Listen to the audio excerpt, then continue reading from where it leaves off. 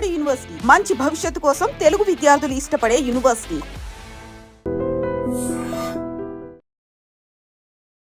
Hello everyone, welcome to I dream media. So my self Deepika. So మనకి maths అంటే చాలామంది భయపడుతూ ఉంటారు. సో ఆల్రెడీ మనం ప్రీవియస్ వీడియోలో మ్యాథ్స్ బేసిక్స్ పైన వీడియోస్ ఇచ్చాము. సో నార్మల్గా క్వశ్చన్స్ ఇస్తే మనం మ్యాథ్స్ అసలు దాంట్లో ఉన్న లాజిక్ ఏంటి, క్వశ్చన్స్ని ఇన్డెప్త్గా ఎలా చూడాలి అనేది సో మనం ఈ వీడియోలో కొన్ని క్వశ్చన్స్ డిస్కస్ చేస్తూ మీకు ఎక్స్ప్లెయిన్ చేస్తాను. ఓకే, సో మనకి ఈ క్వశ్చన్ ఏంటి, సో మనకి triangles related.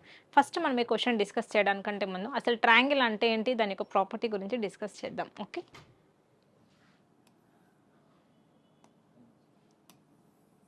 So if this is the triangle, okay, ఇది మనం ఒక ట్రయాంగిల్ ఏబీసీ అనుకుంటే సో మనకి ట్రయాంగిల్కి మెయిన్ ప్రాపర్టీ ఏంటి, some of the angles in a triangle equal to 180 degrees. Okay, ఇది ఈ ఇంటర్నల్ యాంగిల్స్ మనం యాంగిల్స్ అనుకుందాం. XYZ అనేది మనం యాంగిల్స్ అనుకుంటే మనకి సమ్ ఆఫ్ ది యాంగిల్స్ ఏంటి 180 degrees ఉంటుంది. అంటే x + y + z equal to 180 degrees. This is the property. Okay,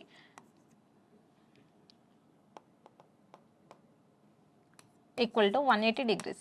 ఇది మనకు ట్రయాంగిల్స్లో మెయిన్ ప్రాపర్టీ. ఈ ప్రాపర్టీ తెలిస్తే ఈ క్వశ్చన్ని సాల్వ్ చేయడం చాలా ఫ్రాక్షన్ ఆఫ్ సెకండ్స్లో చేయొచ్చు. ఎలా చేయొచ్చు చూడండి.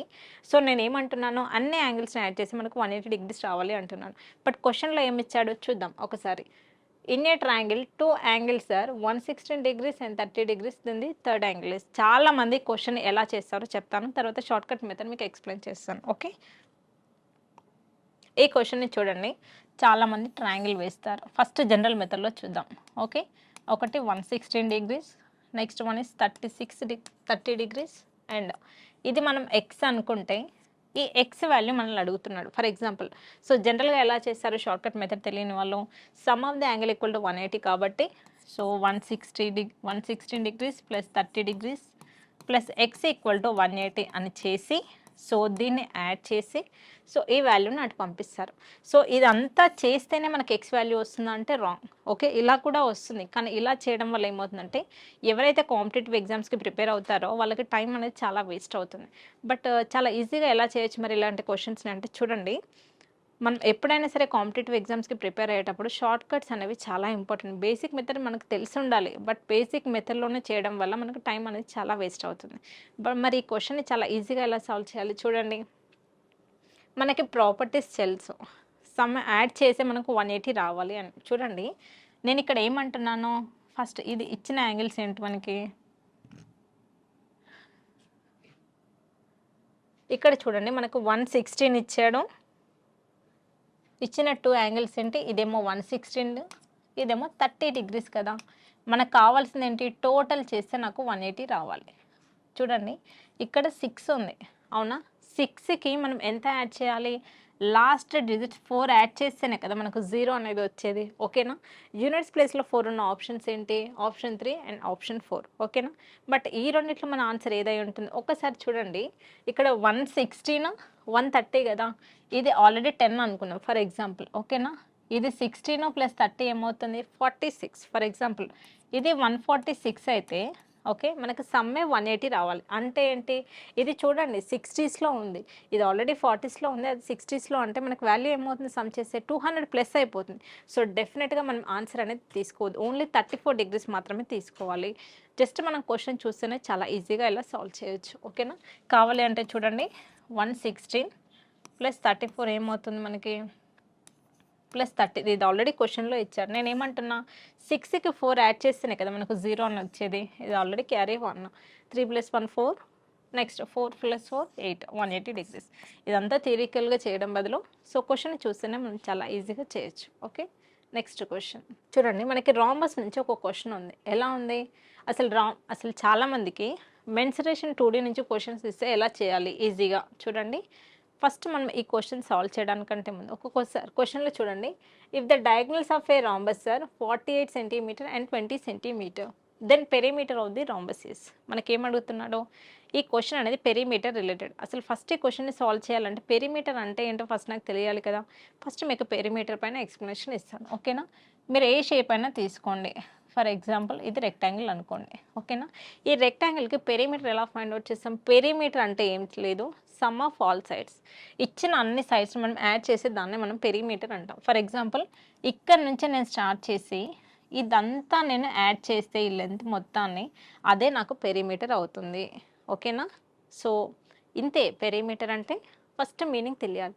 మనకి క్వశ్చన్లో ఏమిచ్చాడు, if the diagonals of a rhombus. చూడండి, ఫస్ట్ మనకి రాంబస్ షేప్ అనేది తెలిసి ఉండాలి. Okay, this is the rhombus. Okay, these are the diagonals. ఓకేనా?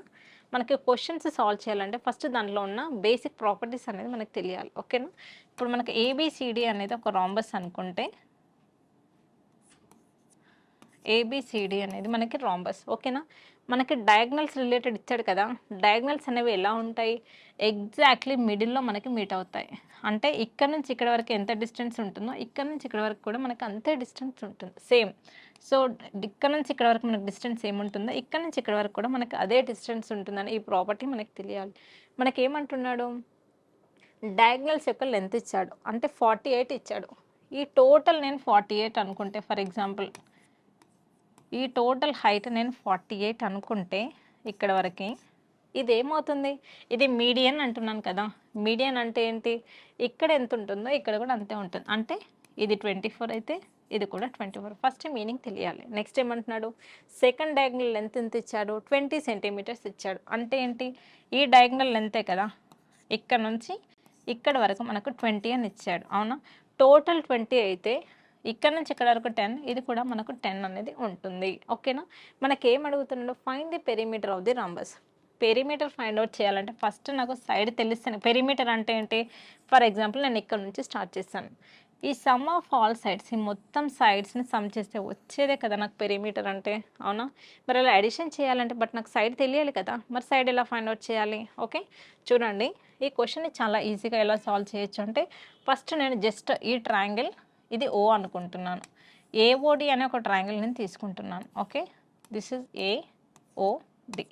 ఈ ట్రయాంగిల్ తీసుకొని మనకి రాంబస్లో సైడ్స్ ఎలా ఉంటాయి, all sides are equal. A perimeter of the rhombus ఏమవుతుంది, 4 times of side. Okay, so నాకు ఏంటి, ఇది తెలుసు 10 అని, దిస్ ఈజ్ ఆల్సో 24. నేను జస్ట్ ఈ సైడ్ను ఫైండ్ అవుట్ చేస్తే సరిపోతుంది కదా. ఎలా ఫైండ్ అవుట్ చేస్తాము, by using Pythagoras theorem. Okay, Pythagoras theorem నుంచి మనకు AD² ఈక్వల్ టు ఏమవుతుంది, 24² ప్లస్ 10². ఓకే, 24² అంటే మనకి 576 I think so.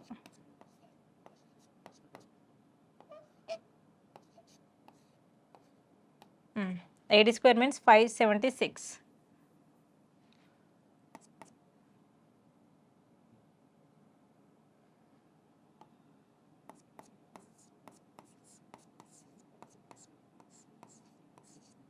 So this is equal to 676.